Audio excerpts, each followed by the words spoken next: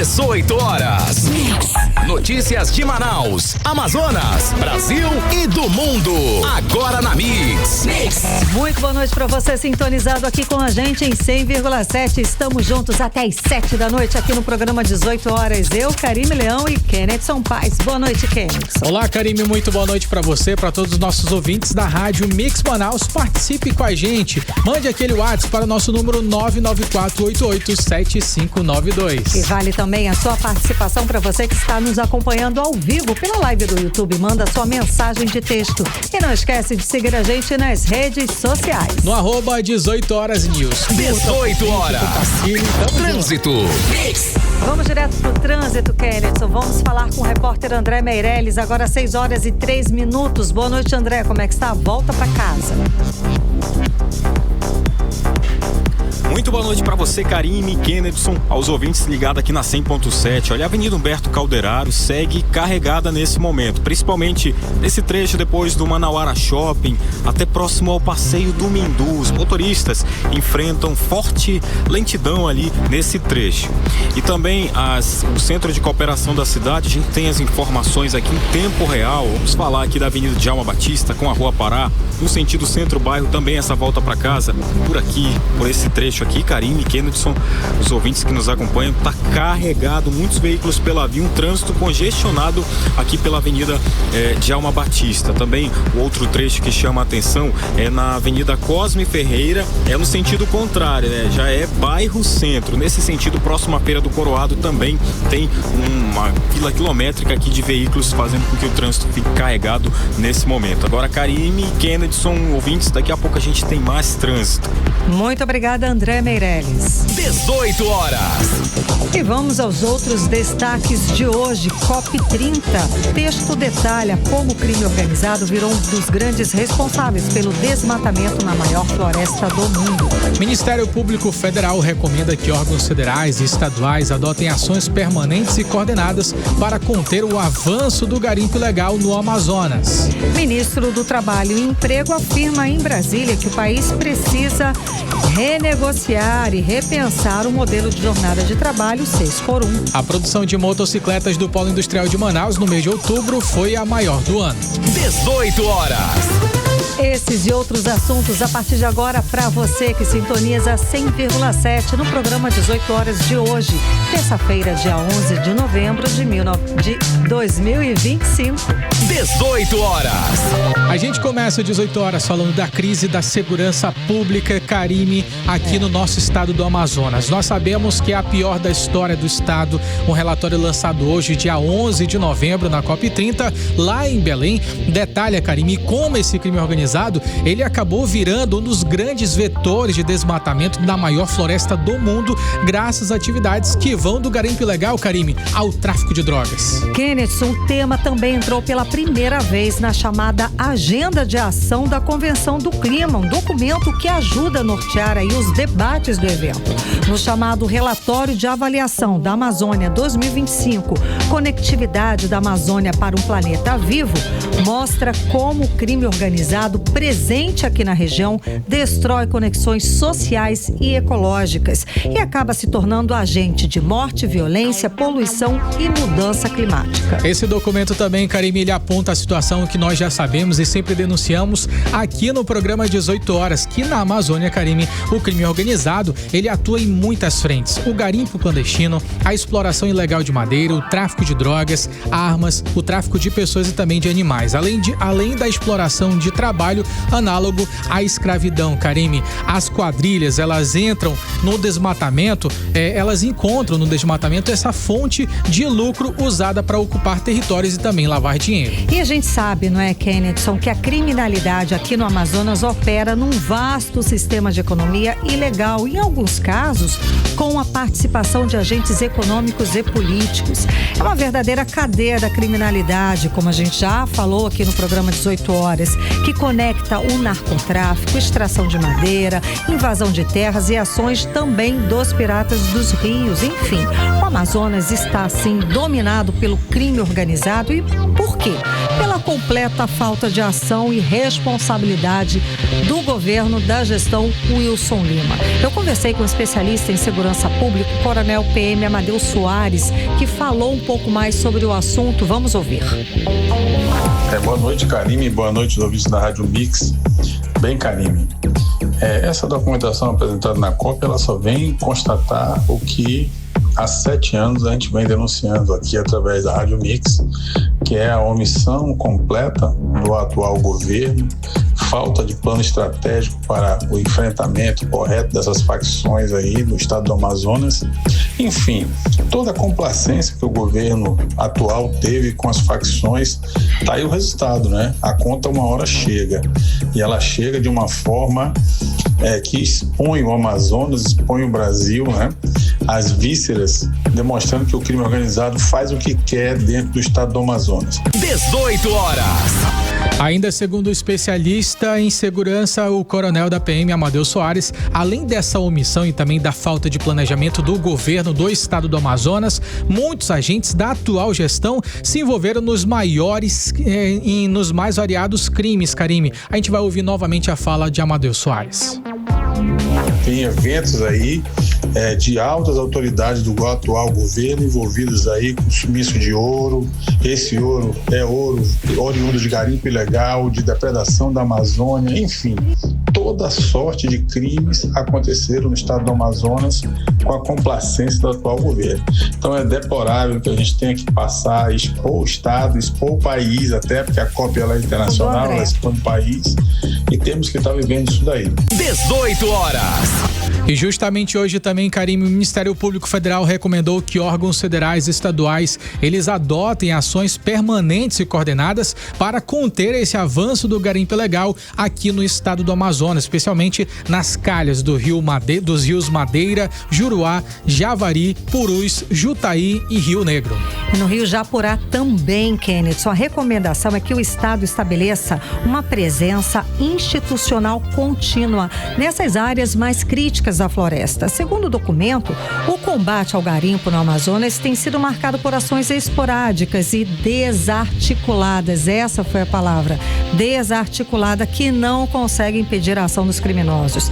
Segundo o Ministério Público, as operações isoladas, sem planejamento conjunto e com limitações logísticas e orçamentárias, não são capazes de reprimir de forma duradoura as práticas criminosas, ou seja, sem planejamento, sem investimento estratégico. A gente cansa de falar aqui no 18 horas, não tem como combater as facções criminosas aqui no estado do Amazonas. Com certeza, Karime. Agora, acredite se quiser, no meio disso tudo, Karime, o grande anúncio do governador Wilson Lima hoje durante a COP30 foi um pacote de metas para acelerar a transição energética no Amazonas. O principal compromisso é reduzir em 50% o uso de diesel até 2030 e levar energia limpa a comunidades isoladas, Karime. Aquela história, Kenneth, não que esse assunto, que essa pauta não seja importante para o meio ambiente. É sim, claro, muito importante.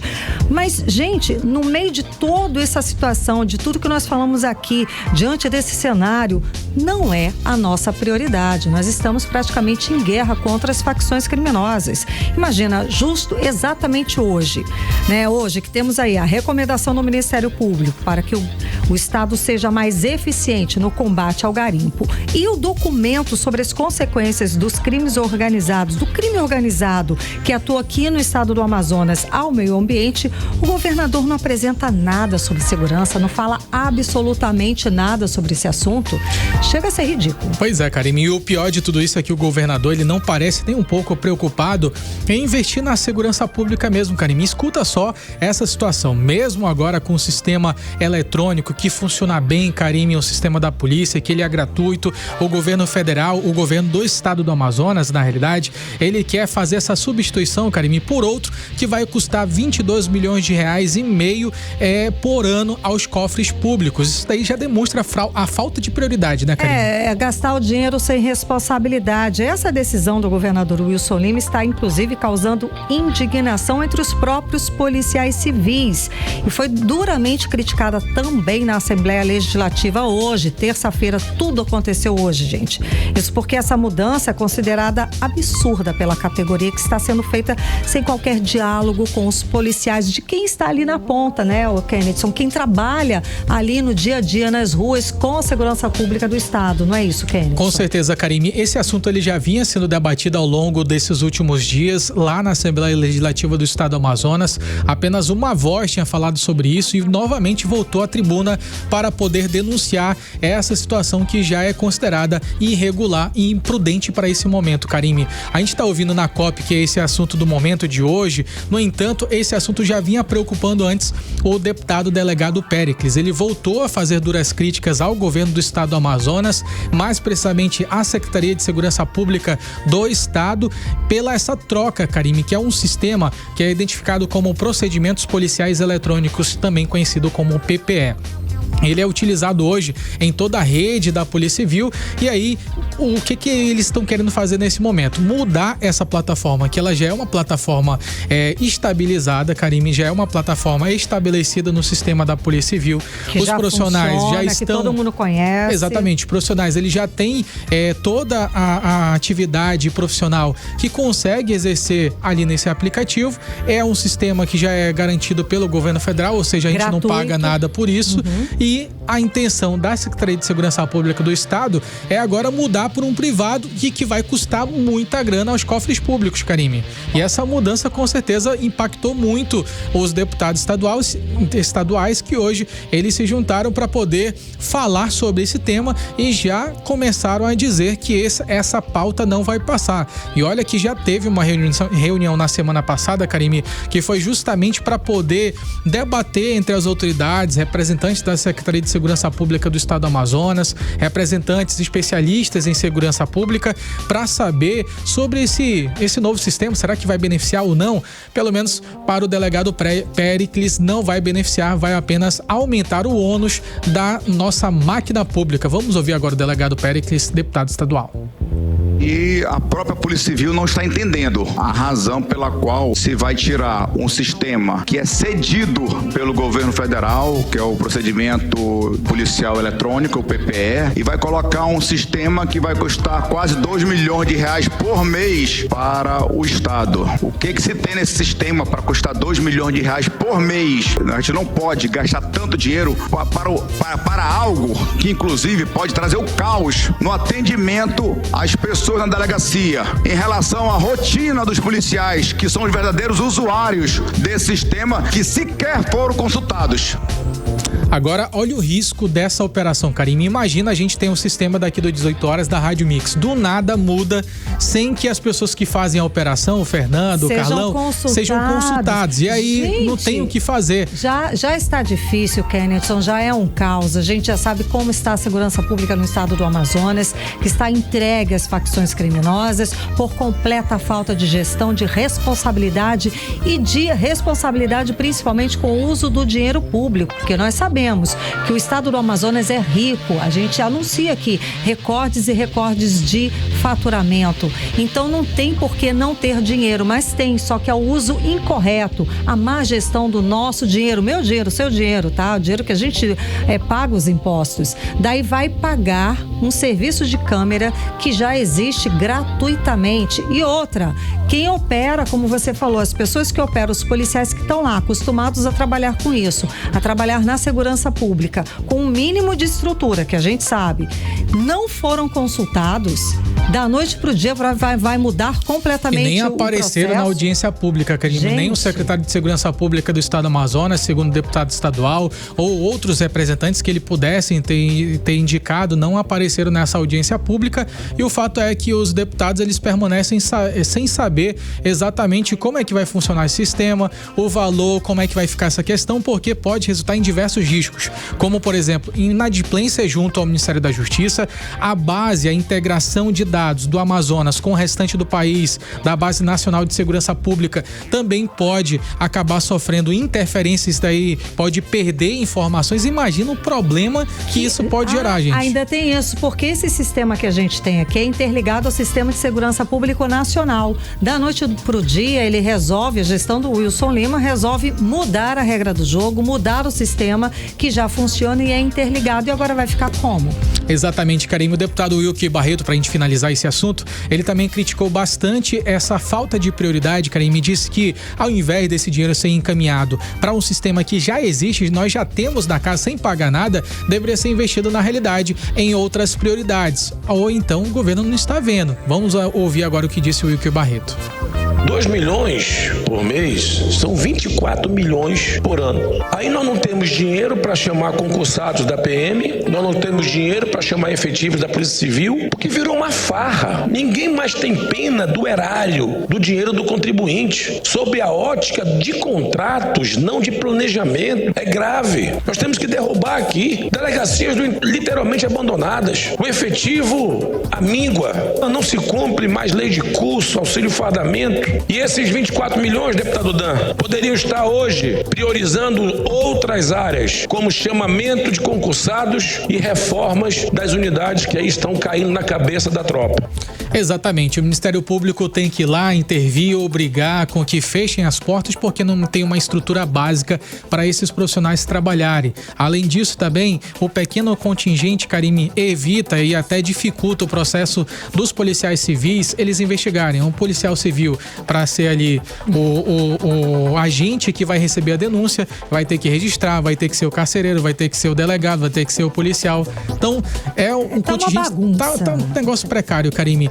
E só pra gente voltar ao assunto, Karime, que foi debatido hoje na COP30, pra gente ter uma ideia de como o garimpo ilegal, o tráfico e também a grilagem de terra estão destruindo as florestas, também comunidades inteiras aqui na nossa Amazônia. A repórter Odiné Araújo, ela preparou uma reportagem completa sobre esse assunto, né, Exato, Kenneth. A Odiné conversou com especialistas sobre como esse problema chegou às discussões, né? Chegou à pauta da COP30. Odiné, boa noite. Então, como que o crime pode afetar, né, tanto a esse ponto o clima do planeta inteiro? Boa noite, Odiné.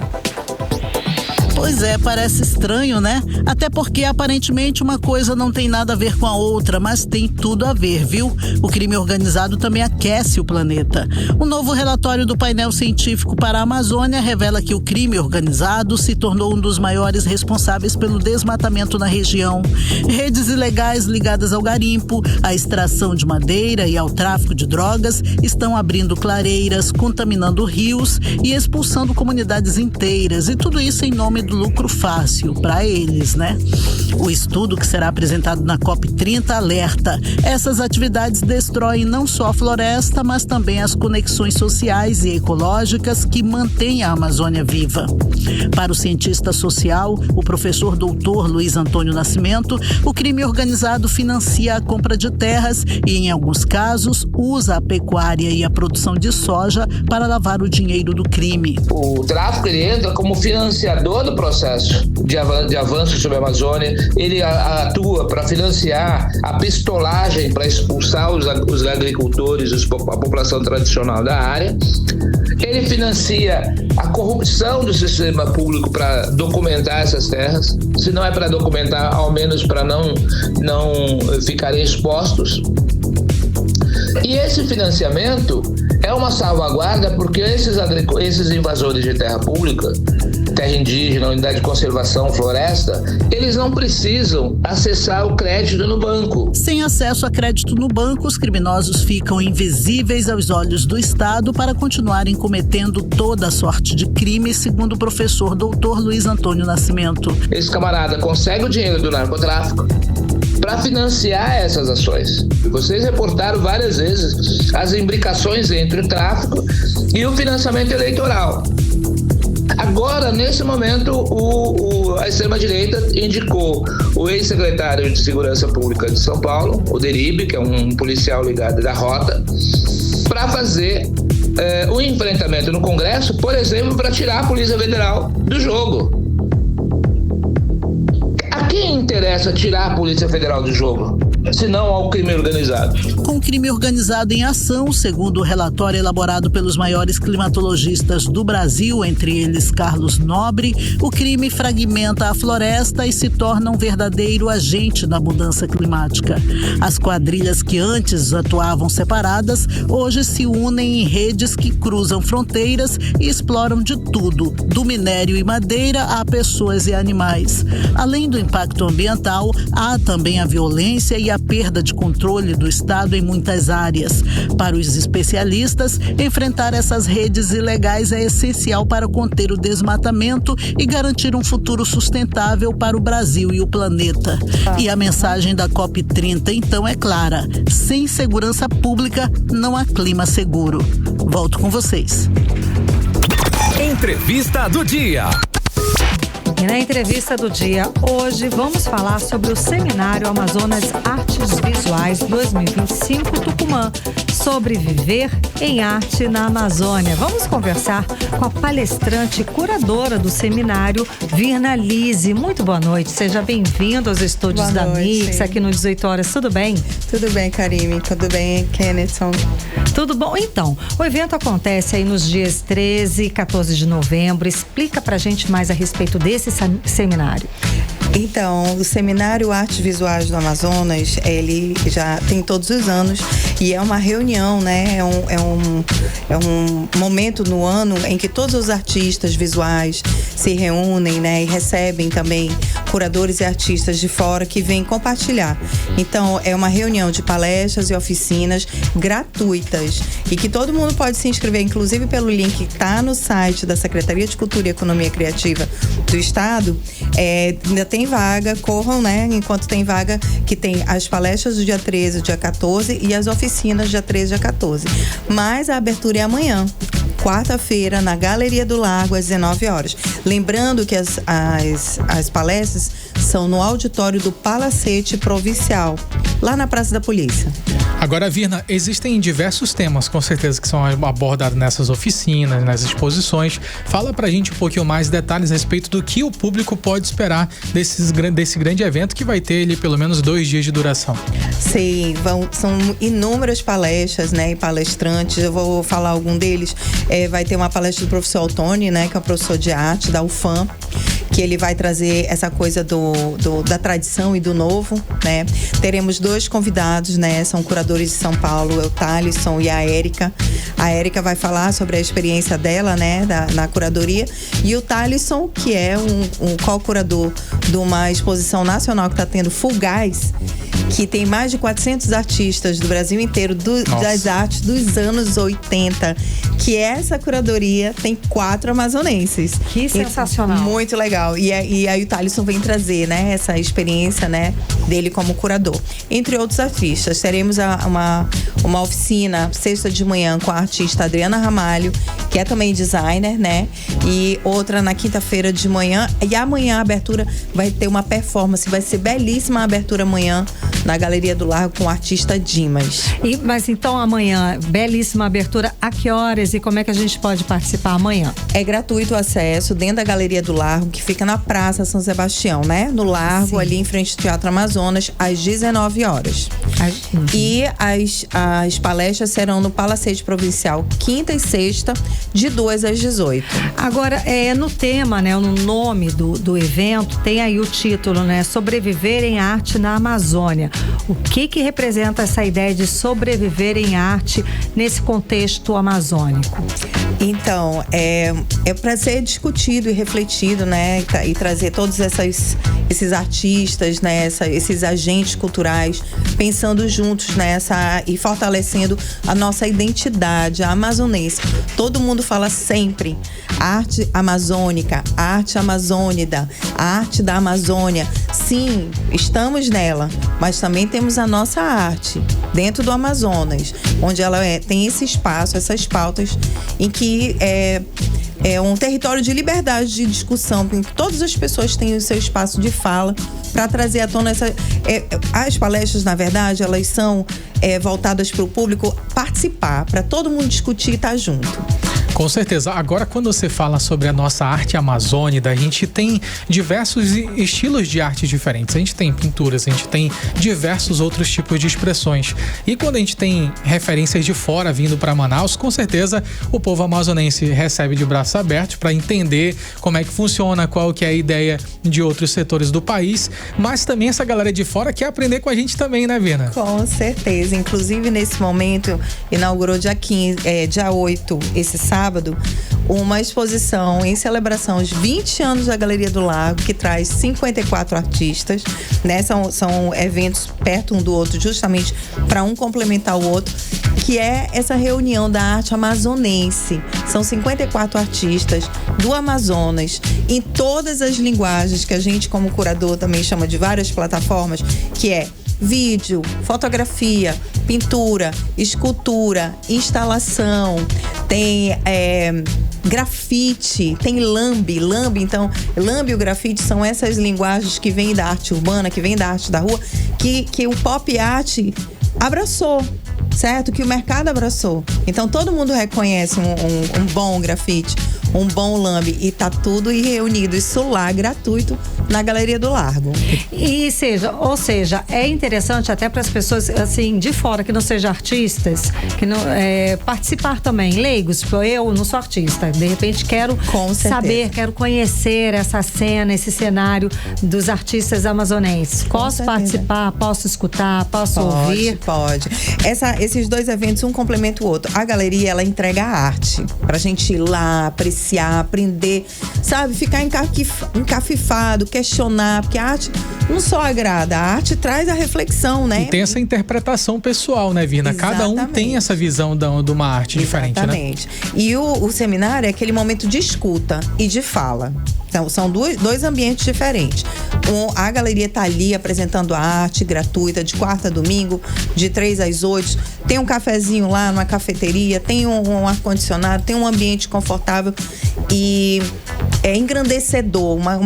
Um ambiente em que todos os artistas, independente de serem artistas antigos, artistas renomados, artistas iniciantes, foi uma curadoria, inclusive, que o diretor da Galeria do Largo, que é o curador que me convidou, que é o diretor e curador Cristóvão Coutinho, e eu sou a co-curadora, essa foi a primeira proposta, né? Vamos trazer todos os talentos desses 20 anos de galeria, tanto os mais experientes quanto os mais novos. Estão chegando. O que nós vamos entregar é talento, é arte amazonense. E no seminário é aquele momento de descontração, de conversa, de troca, né? Em que todos os artistas e saberes, público, né? E o público tá convidado, porque quanto mais ele se envolver, mais ele valoriza, mais ele reconhece a nossa arte. Fazer plateia, né? Plateia para as exposições, plateia para o teatro, para formação de público, formação de público, exatamente. Agora, você falou que a Galeria do Largo tem 20 anos, então retrocedendo assim das últimas décadas, como é que você analisa a arte aqui do Amazonas? Ela cresceu em diversidade, ela cresceu em representatividade. Como que você analisa? Porque se a gente parar para pensar assim, nos anos 80 a gente teve aí uma forte representatividade do boi de Parintins, que não tinha tanto impacto, tanta visibilidade mundial agora, né? Como tem hoje em dia. O Teatro Amazonas mesmo, que foi depois reinaugurado na época do Amazonino Mendes. Então, dessas décadas para cá, a gente viu uma valorização da cultura amazonense, da cultura indígena. Você também percebe isso no artista, nas artes plásticas? Com certeza. E não é uma coisa dos anos 80 para cá. O Amazonas, ele tem uma tradição nas artes muito forte, que tem um peso muito grande. Quando a gente resgata dentro da nossa história, que está registrado em livros de grandes escritores, Mari Piranga, os estudos da Rita Alencar Clark, a Luciane Páscoa, muitos pensadores amazonenses estudam a história das artes modernas a partir do movimento do Clube da Madrugada, que começou nos anos 50, né? Com os fundadores, Tufi, que é o autor do nosso hino, o Alencar e Silva, Moacir Andrade. Então, quando a gente resgata, não é só dos anos 80, Vai não. lá pros anos 50. Eles foram os grandes pioneiros, as grandes fontes em que todos nós hoje, eu como curadora, que sou uma pesquisadora, bebo nessa fonte até hoje, né? E o Clube da Madrugada, ele não ficou nos anos 50, ele se perpetuou e teve várias gerações, né? E deixou esse legado que nos anos 80 ficou mais forte. Quando chega, né, várias propostas que se cria a Secretaria de Cultura, se eu não me engano, não sei as datas, mas sei que foi na década de 80, né?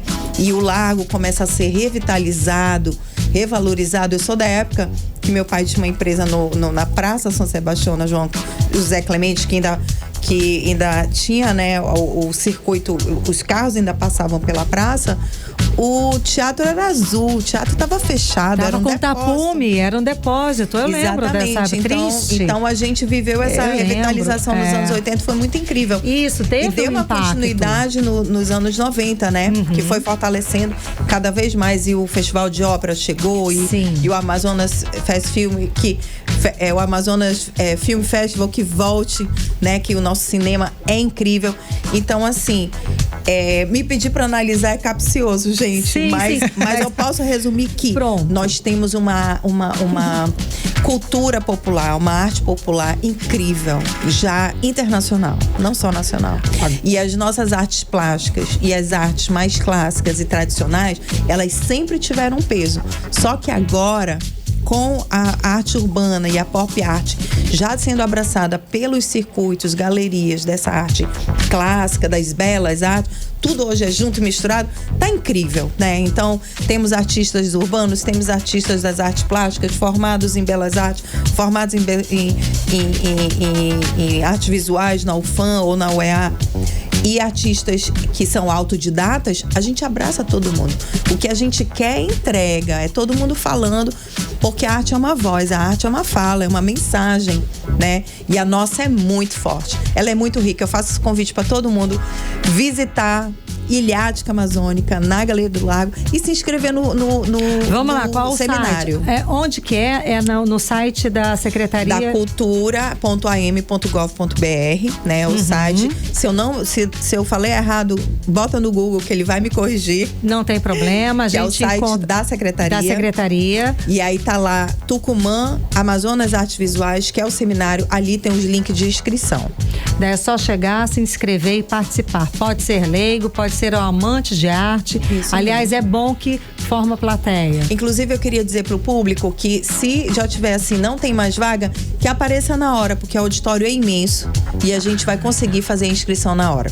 Maravilha, tá, muitíssimo obrigada pela sua presença. O último convite, a Galeria do Largo é de quarta a domingo aberto, de 3 às 8, gratuito, gente. Olha que massa. Gratuito, tá, maravilhoso pra gente conhecer.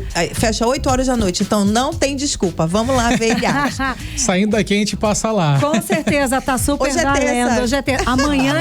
Amanhã é que é a inauguração. Amanhã eu vou estar lá na abertura do seminário. Pronto, é amanhã.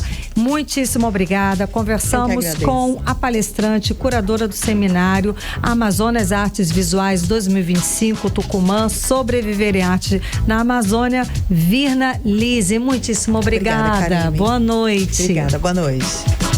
18 horas.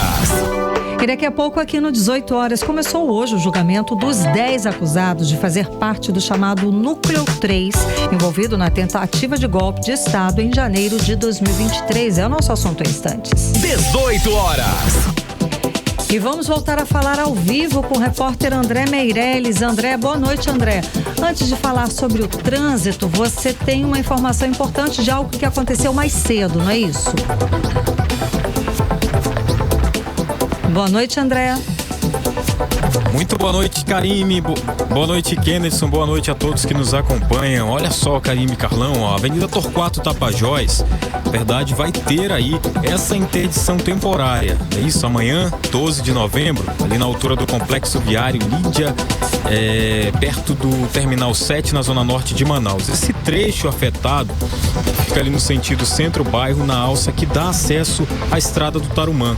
Essa parada que vai acontecer amanhã, amanhã, dia 12 de novembro, vai ser aí das 9 da manhã até às 11 da manhã ainda, para um simulado de emergência real aí da Companhia de Gás do Amazonas. Quem vai explicar isso pra gente é o diretor de trânsito do IMU, Stanley Ventilari. A grande interferência que nós teremos será nas alças da Torquato Tapajós, de quem trafega no bairro para o centro. As duas alças do complexo do lado direito serão interditadas. Ou seja, quem trafega no sentido do bairro para o centro deverá pegar as 3 outras alças que estarão liberadas para seguir normalmente em direção ao centro. Já quem trafega na Avenida José Henrique e também tenta acessar a Torquato Tapajós, ele pode seguir direto, passando por sobre o viaduto, seguindo um pouco mais na frente na Avenida do Turismo pelo Rapidão, fazendo o retorno, e assim ele vai conseguir acessar normalmente a Avenida Torquato Tapajós e seguir seu percurso. Vale ressaltar que o transporte coletivo seguirá o mesmo fluxo de veículos dos transportes normais e habituais que estarão passando ali na área da Torquato Tapajós. Então, tire suas dúvidas com o agente de trânsito. 18 horas. Seguimos agora. André, vai voltar com o André? Oi, André. Volta com você, André. André? Oi, continua. Oi, sim, segue daí. Stanley, a gente ouviu a fala do Stanley Ventilari, que é o diretor de trânsito aqui do Instituto Municipal de Mobilidade Urbana. Karime, a gente está apurando alguns acidentes que aconteceram, né? Também Kennedy, aqui na capital amazonense. A gente está ouvindo aqui, recebendo áudios e também tudo que está acontecendo. Tem alguns acidentes que aconteceram, acidente de trânsito envolvendo 2 veículos, um carro e uma moto ali na Guilherme Paraense, próximo ao frigorífico Amazonas, no Adrianópolis. 2 vítimas foram socorridas pelo SAMU. Também acidente com 3 veículos envolvidos. Um transporte público conhecido como Amarelinho, um carro de passeio e uma motocicleta que ficou presa ali, essa motocicleta, entre os veículos maiores. Segundo o IMU, o homem escapou ali de morrer no acidente que aconteceu com Armando Mendes, na zona leste de Manaus. Eu volto com vocês. Muito obrigada, André Meirelles. Previsão do tempo. Vamos saber agora a previsão do tempo com ela, Vanessa Lima. Disse que hoje ia chover, choveu, Vanessa, quase eu escapo, viu? Boa noite, Karime, Kennedson e a todos os nossos ouvintes. Pois é, a terça-feira foi marcada por chuvas moderadas a intensas e um céu parcialmente nublado que durou praticamente o dia todo. A previsão para a noite é de céu ainda com muitas nuvens e chances de 30% de pancadas leves de chuva. Então a chuva pode continuar sim. E agora vamos falar sobre o clima de amanhã, 12 de novembro, quarta-feira. Segundo o Clima Tempo, a quarta começa com sol, mas os aumentos de nuvens no período da manhã trazem pancadas de chuva ainda de manhã e no período da tarde. À noite, o céu pode continuar parcialmente nublado e a chuva pode ficar mais intensa. Então, quarta também é um dia pra gente ficar alerta, hein? Fiquem seguros. A temperatura nessa quarta varia entre mínima de 24 e máxima de 32 graus e a umidade relativa do ar fica em torno de 64 a 94%. Muito obrigado, Vanessa Política. Lima. Agora em Manaus, 6h39. Vamos falar de política, dos bastidores da política local e nacional também. Kennedson Paes segue aqui com a gente e Nathalie Moraes chega para conversar ao vivo aqui no 18 horas. Começamos com você, Kennedy. Então, o Supremo Tribunal Federal começou hoje o julgamento dos 10 acusados de fazer parte do chamado Núcleo 3 envolvido na tentativa de golpe de Estado em janeiro de 2023. Kennedson, segundo a Procuradoria-Geral da República, esse grupo teria atuado na parte mais radical desse movimento, com planos de ataques e até de violência contra as autoridades, Kennedson. Exatamente, Karime. Esse é o julgamento dos chamados Kids Pretos, como eles ficaram bastante conhecidos lá no Supremo Tribunal Federal. Era esse núcleo do Exército que contemplava aí essas pessoas que integravam esse grupo que teria supostamente planejado, na realidade, conforme o STF, ele teria planejado essas ações para o golpe de Estado após as eleições de 2022.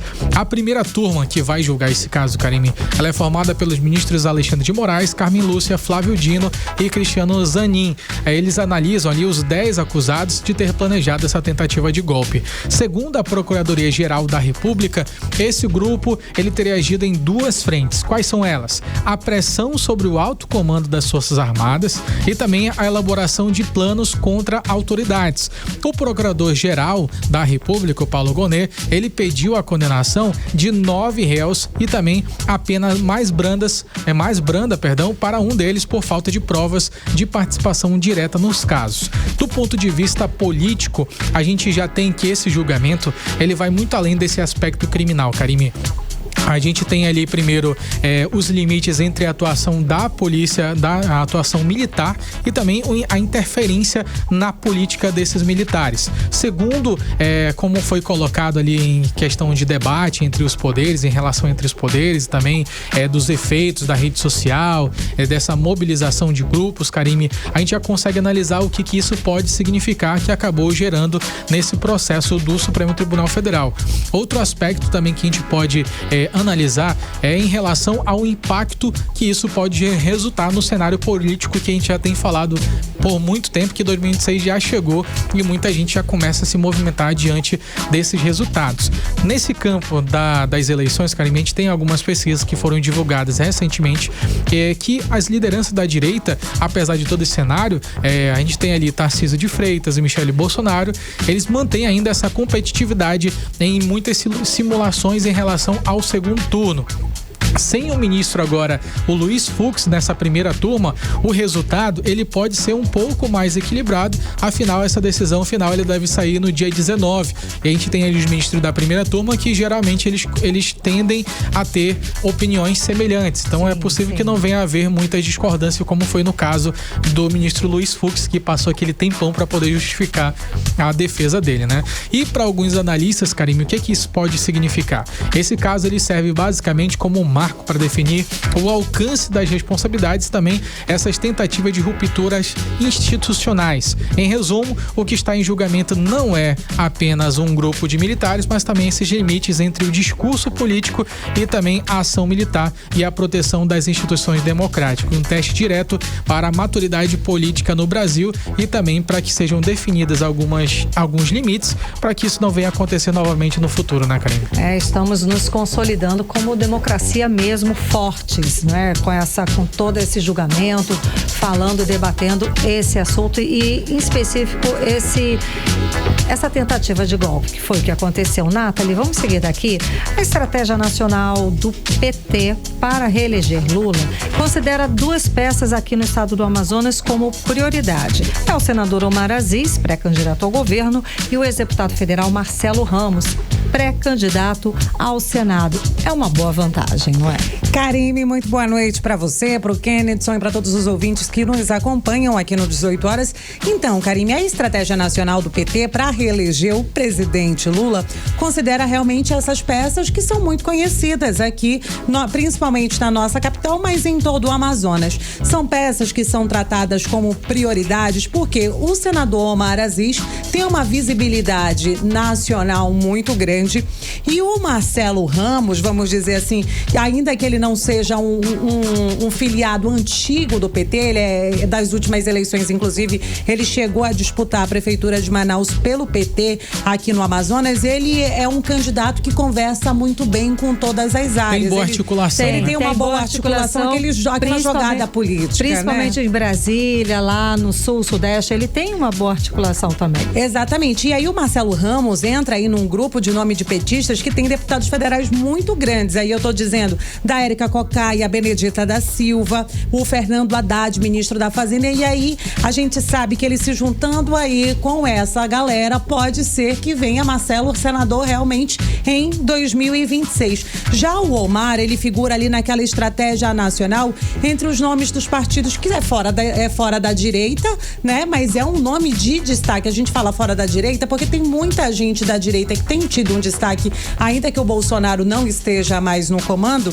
E assim, ainda que o Omar tenha feito muita oposição durante, né, a gestão do ex-presidente Jair Messias Bolsonaro, ele foi um nome que conseguiu se manter ali no hype, mesmo depois do afastamento. E aí a gente sabe, também tem outros nomes que estão tentando esse mesmo protagonismo, que é o Renan Filho, o ministro dos Transportes, a Hanna Glossan, que é vice-governadora do Pará, e também o Renan, né? O Renan, ela é vice-governadora do Helder Barbalho, quase que eu me embananei toda aqui.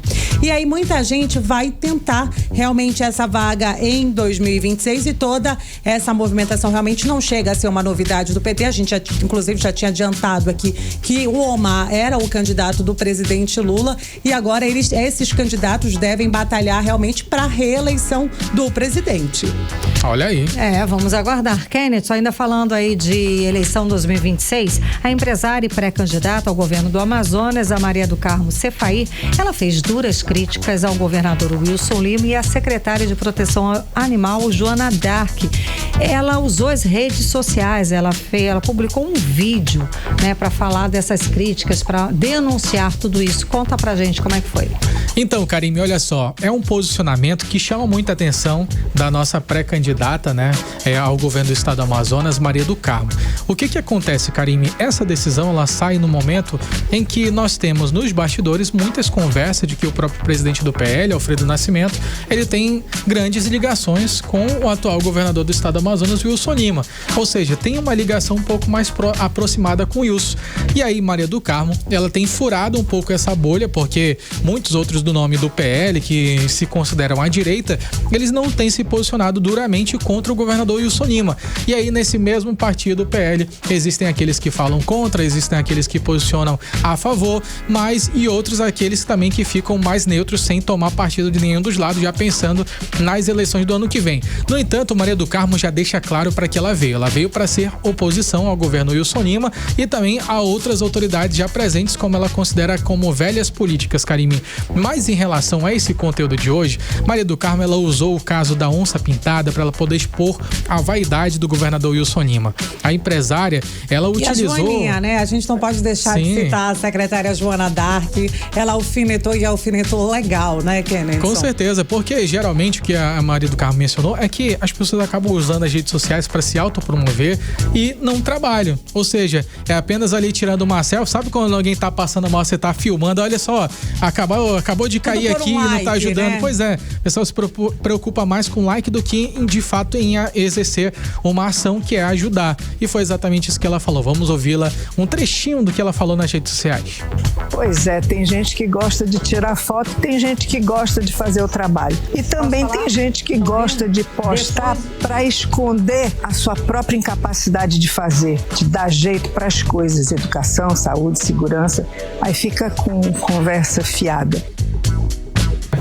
Pois é, fica com conversa fiada a palavras da Maria do Carmo, ou seja, ela já está demonstrando, Karime, que o governo Wilson Lima, ele não tem capacidade de fazer e acaba utilizando ali as redes sociais para, sabe, aquele nariz de cera, para tirar o foco. Aquelas publicidades, né, aquela propaganda que só nem inglês acredita mais, né, aquela coisa que tá tudo maravilhoso no estado do Amazonas, mas a gente sabe que não é verdade.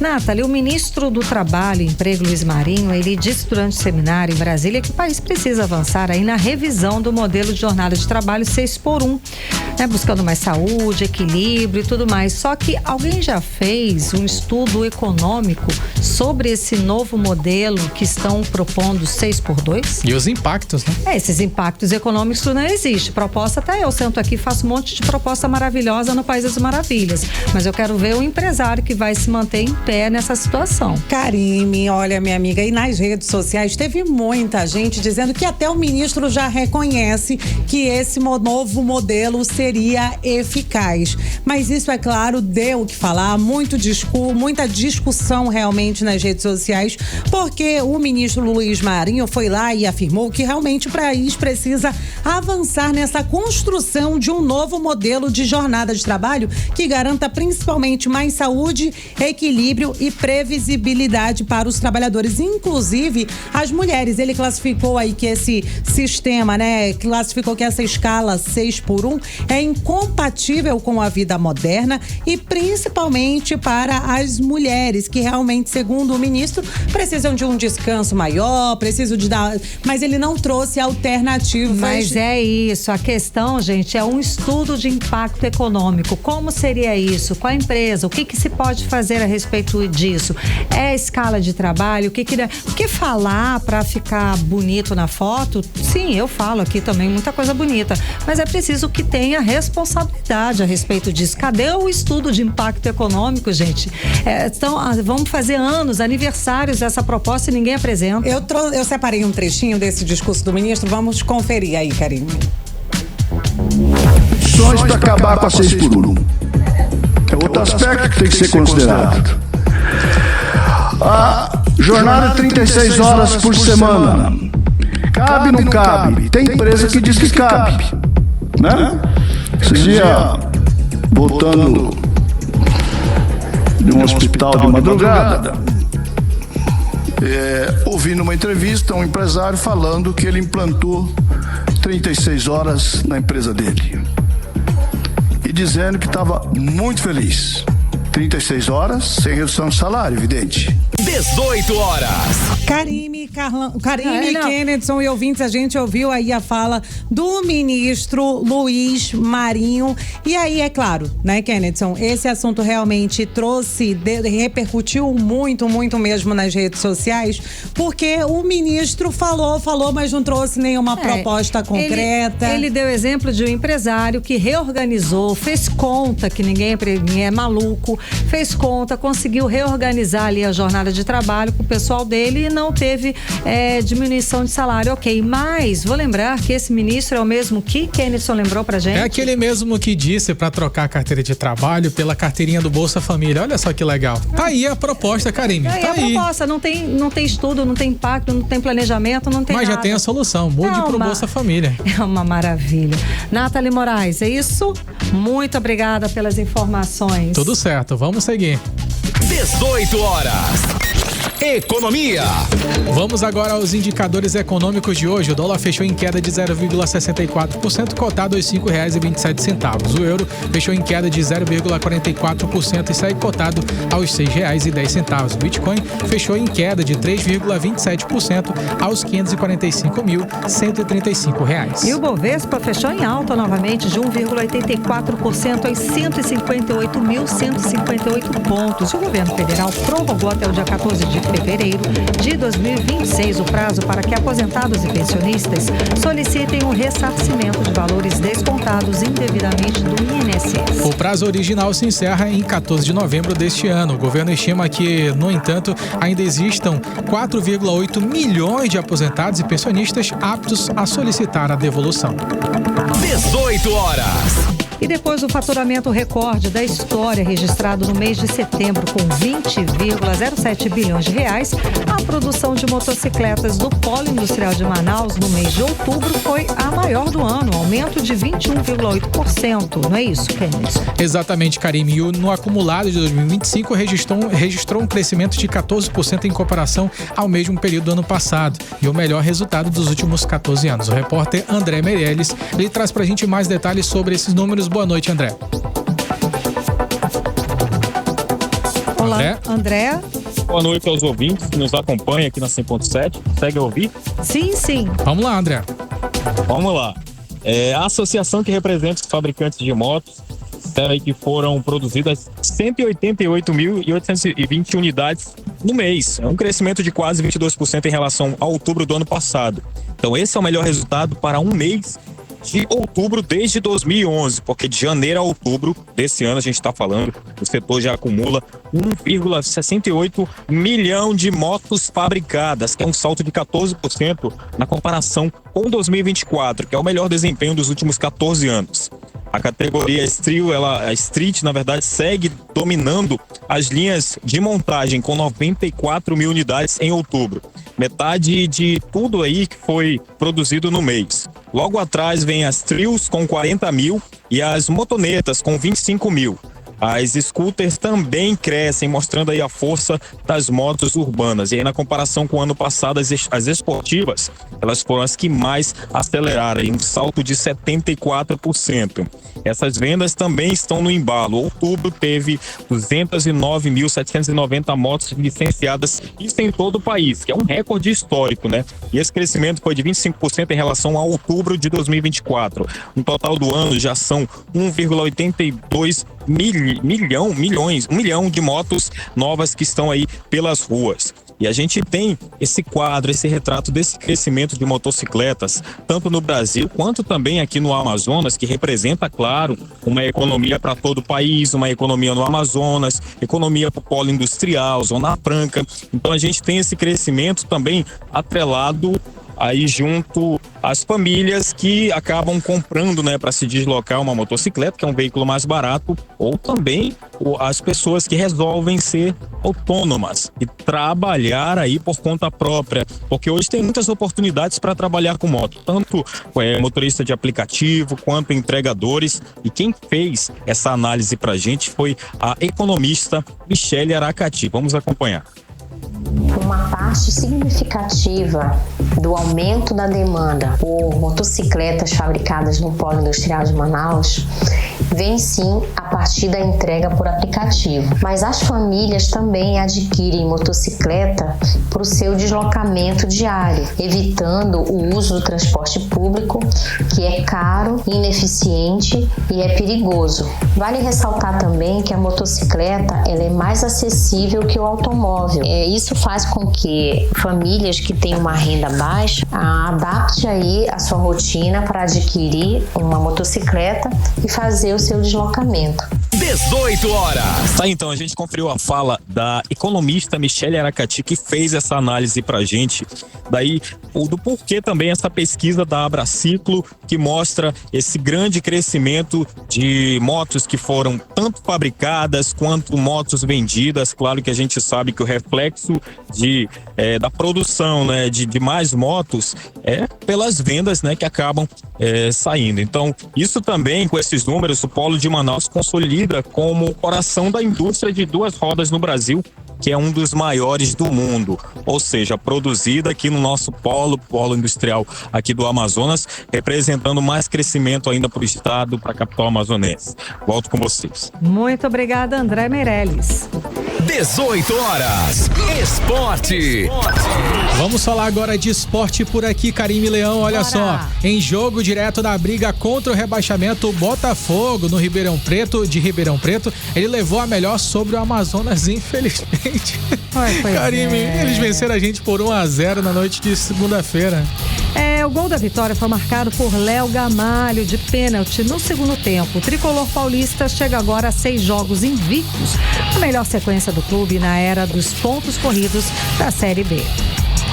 Não dava nem pra dizer, né? Tava vindo muito bem aí e a Onça Pintada, infelizmente, acabou se complicando de vez nessa luta pela permanência. Karime, o Amazonas segue no Z4, no 18º lugar com 35 pontos e aí precisa tirar 5 pontos de diferença nas 2 últimas rodadas para poder escapar do rebaixamento. A gente tá torcendo, gente. Vamos seguir torcendo. Onça Pintada vai continuar e ela vai conseguir tirar esses 5 pontos aí. Com o resultado, o Botafogo de São Paulo, que chegou a 41 pontos, subiu para a 15ª posição e ainda empurrou Volta Redonda e a Ferroviária para a zona de rebaixamento. Seguimos agora direto para o editorial 18 horas. Editorial 18 horas. Em recomendação a diversos órgãos ambientais e policiais, o Ministério Público Federal fez um alerta.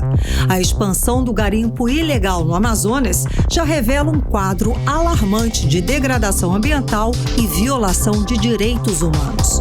O alerta publicado hoje ocorre em pleno período da COP30. Segundo o Ministério Público Federal, a operação predatória em rios do estado é um sistema criminoso articulado e dotado de logística, com uso de dragas de grande porte, rotas fluviais e áreas clandestinas. O Ministério Público recomendou o planejamento de ações conjuntas de enfrentamento ao garimpo ilegal no Amazonas. De acordo com a recomendação, os criminosos retomam, mesmo após operações ostensivas das polícias, e frequentemente em maior número e com maior capacidade operacional. Segundo o Ministério Público Federal, essa reincidência sistemática revela a fragilidade do Estado contra os criminosos. Além da insuficiência na fiscalização e, não raro, a conivência ou omissão de setores estatais. Enquanto isso, o uso de mercúrio continua contaminando a água e ameaçando a sobrevivência da população. 18 horas. 7 em ponto, 18 horas de hoje fica por aqui. Muito obrigada pela sua companhia, pela sua audiência. Boa noite, um beijo, até amanhã. Boa noite, Kennedy Paz. Muito boa noite, Karime Leão, e para todos que acompanham a gente aqui no 18 horas. Não esqueça de seguir a nossa página, viu, gente? Lá no Instagram, 18 horas, @18 News. Tamo junto. Você ouviu 18 horas. As notícias do Brasil e do mundo. De volta amanhã.